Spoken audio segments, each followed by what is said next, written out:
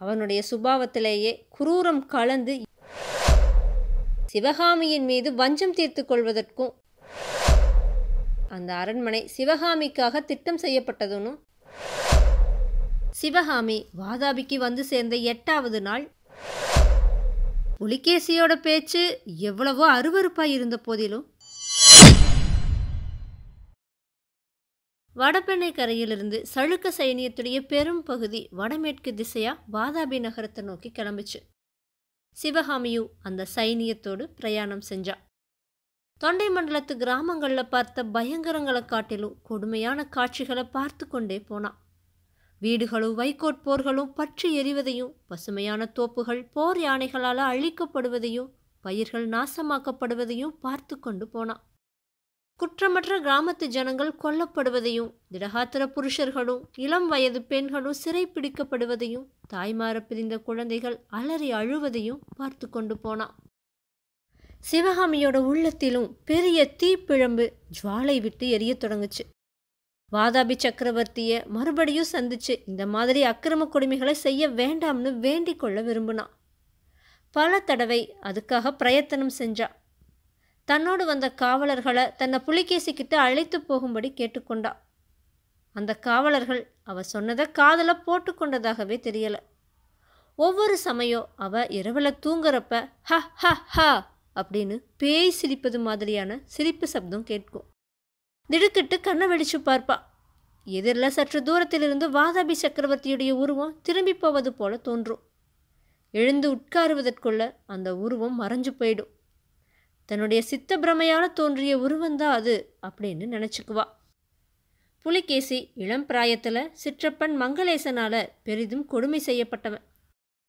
அதன் காரணமாக மரத்தில் வைரம் பாய்வது மாதிரி அவனுடைய சுபாவத்திலேயே குரூரம் கலந்து இறுகி கெட்டிப்பட்டிருந்துச்சு. நாகநந்தியுடைய உதவியால் வாதாபி சிம்மாசனம் ஏறிய காலத்திலிருந்து உள்நாட்டு எதிரிகளை ஒழித்தல், வெளிப்பகைவர்களோடு யுத்தம் செய்தல், இந்த மாதிரியான கொடும் காரியங்களிலேயே புலிகேசியுடைய வாழ்நாளெல்லாம் போயிருந்துச்சு. பிறருடைய துன்பங்களை பார்த்து வருந்துவது அப்படிங்கிறது புலிகேசியுடைய சுபாவத்தில் இல்லவே இல்லை. தற்சமயம் புலிகேசியுடைய குரூரத்தை 1க்கு 10ஆக வளர செய்த காரணங்கள் 2 ஏற்பட்டிருந்துச்சு. அதில் ஒன்று, மகேந்திர பல்லவனுடைய மாய தந்திரங்கள்னால தம்முடைய தென்னாட்டு படையெடுப்பு அபஜயமாக முடிஞ்சதில் ஏற்பட்டிருந்த ஆசாபங்கம். இன்னொன்று, இதுகாரும் வாதாபி ராஜ்யத்துடைய பெருமையையும் தம்முடைய க்ஷேமத்தையும் தவிர வேறு கவனமே இல்லாமல் இருந்த நாகநந்தியடிகளுடைய உள்ளத்தை ஒரு பல்லவ நாட்டு பெண் கவர்ந்து விட்டாளே அப்படிங்கிற அசூயையும் ஆத்திரமும். இந்த காரணங்கள்னால தம்முடைய உள்ளத்தில் கொழுந்து விட்டெறிஞ்ச குரோதத்தை எல்லாம் புலிகேசி சக்கரவர்த்தி தாம் சென்ற மார்க்கத்தில் எதிர்ப்பட்ட குற்றமற்ற ஜனங்கள் மீது காட்டினார். அத்தோடு சிவகாமியின் மீது வஞ்சம் தீர்த்து கொள்வதற்கும் தக்க வழியை யோசிச்சுட்டு இருந்தார். இதையெல்லாம் அறிந்திராத சிவகாமி தான் மட்டும் வாதாபி சக்கரவர்த்தியை இன்னொரு தடவை நேருக்கு நேராக சந்திக்க முடிஞ்சா அவருடைய படைகள் செய்கிற கொடுமைகளை எல்லாம் நிறுத்திவிடலாம் அப்படின்னு ஆசையோடு நம்பினான். அவளோட இந்த மனோரதம் வாதாபி போய் சேர்ற வரையிலும் நிறைவேறவே இல்லை. வாதாபியில் பெரியதோர் அழகான அரண்மனையில் சிவகாமி கொண்டு வந்து சேர்க்கப்பட்டான். அவளுக்கு துணையாகவும் பணிவிடை புரிவதற்காகவும் 2 தாதி பெண்கள் அமர்த்தப்பட்டாங்க. அவங்க பிராகிருதமும் தமிழும் கலந்த பாஷையில் பேசினாங்க. அந்த தாதி பெண்களுடைய பேச்சையெல்லாம் சிவகாமி எளிதில் புரிந்து கொள்ளுதல் சாத்தியமாக இருந்துச்சு.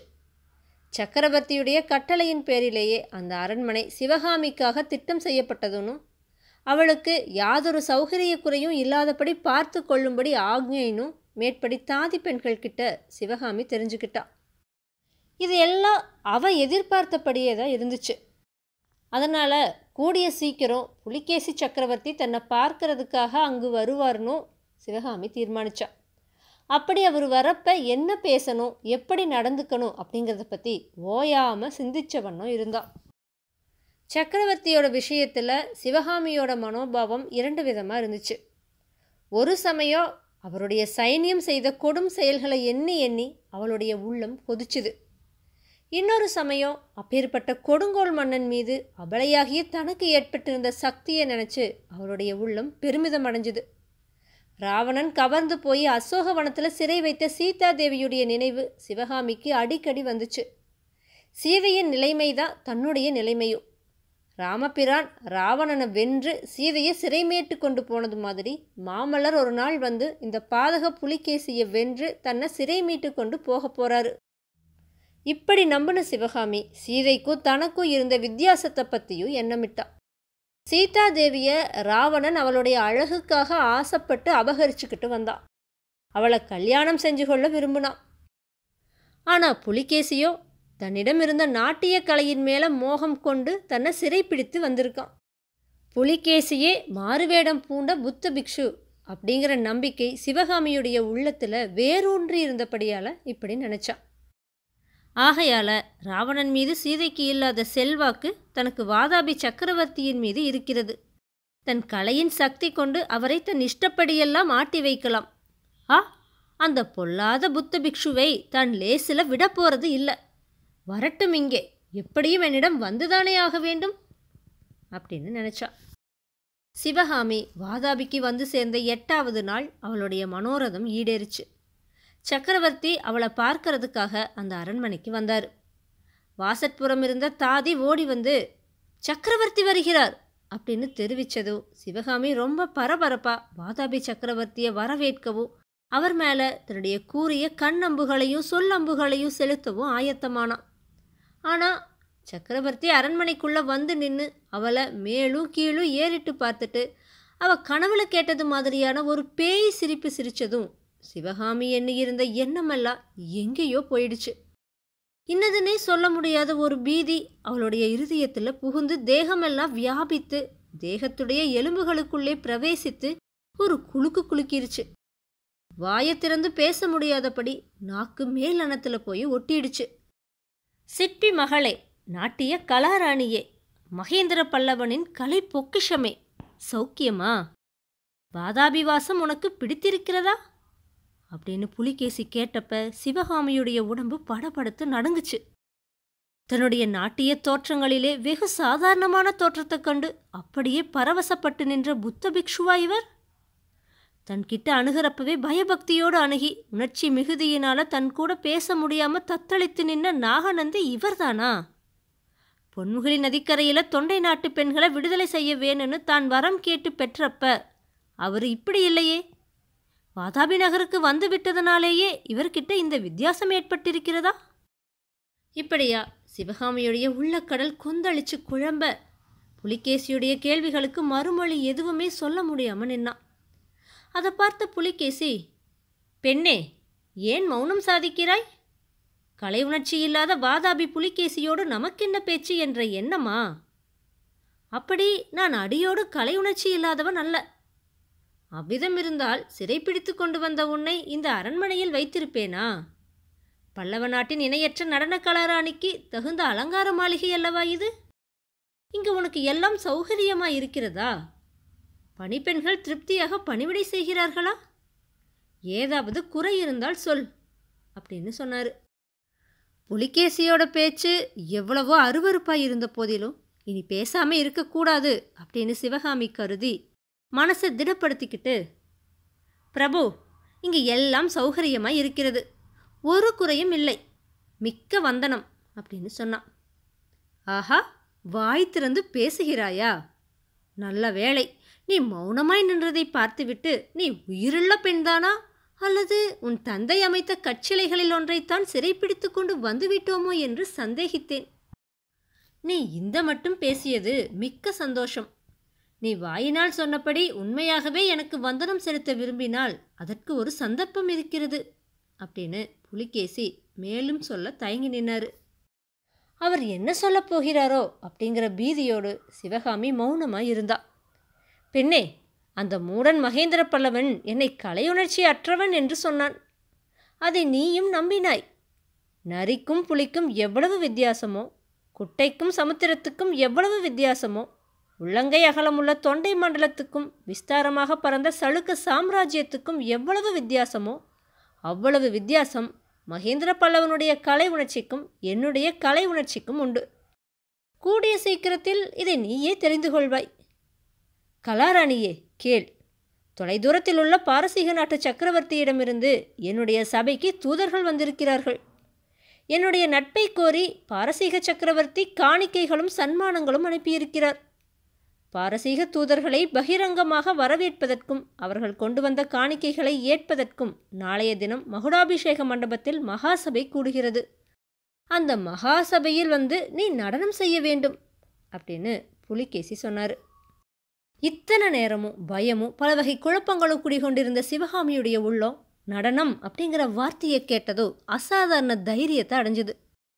கொஞ்சமும் தயங்காமலும் பயப்படாமலும் தலை நிமிர்ந்து புலிகேசியை நோக்கி அழுத்தம் திருத்தமான குரல்ல முடியாது அப்படின்னு சொன்னா சிவகாமி. புலிகேசியுடைய கண்கள் ஒரு கணம் ஜுவாலாக்னியை கக்குச்சு. தன்னை மீறி கொண்டு வந்த கோபத்தை புலிகேசி பல்ல கடிச்சு சமாளிச்சுக்கிட்டதா தோணுச்சு. பெண்ணே, ஏன் இவ்வளவு கண்டிப்பாக முடியாது என்று சொல்லுகிறாய்? 3 நாள் உனக்கு அவகாசம் கொடுக்கிறேன், யோசித்து சொல் அப்படின்னு சொன்னார் புலிகேசி. யோசிப்பதற்கு அவசியமே இல்லை பிரபு. என்னை தங்களுடைய சபையில் ஆட சொல்லி மகேந்திர பல்லவரை தாங்கள் ஜெயித்து வந்தது பற்றி உலகத்துக்கெல்லாம் பறையறையப் போகிறீர்கள். பல்லவ நாட்டிலிருந்து கொண்டு வந்த அடிமை இவள் என்று சுட்டிக்காட்டப் போகிறீர்கள். தங்கள் நோக்கம் தெரிந்தது. தாங்கள் என்னை சிறைப்பிடிக்கலாம், என்னுடைய தேகத்தை அடிமை கொள்ளலாம், என் ஆத்மாவையும் கட்டுப்படுத்தலாம். ஆனால் என்னிடமுள்ள கலையை தங்களால் அடிமைப்படுத்த முடியாது. அதிகாரத்துக்கு அடங்கி ஆக்ஞைக்கு பயந்து நான் நடனமாட மாட்டேன், ஒரு நாளும் ஆடமாட்டேன் அப்படின்னு சொன்னான்.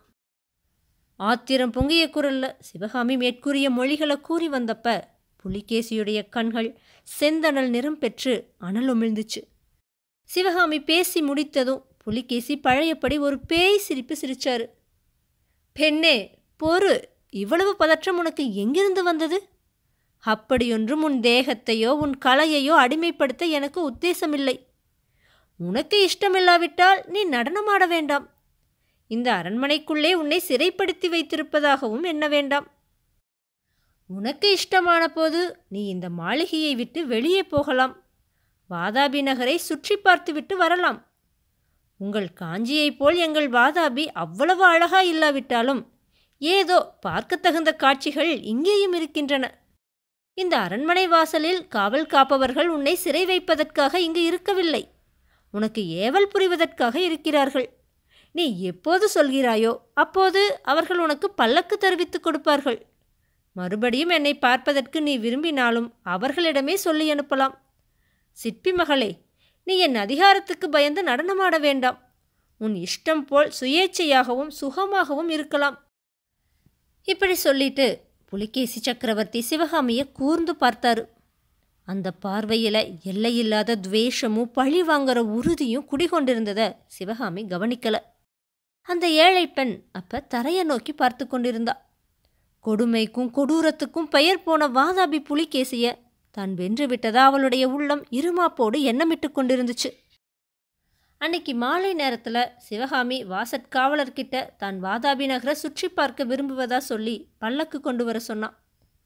உன்னை இங்கே சிறை வைத்திருக்கவில்லை, உன் இஷ்டப்படி வெளியே சென்று வரலாம் அப்படின்னு புலிகேசி சொன்னது அவளுடைய மனசை விட்டு அகலாமல் இருந்துச்சு. தன்னோட சுதந்திரத்தை அன்னைக்கே பரிசோதித்து விட எண்ணி பல்லக்கில் ஏறிக்கொண்டு புறப்பட்டா.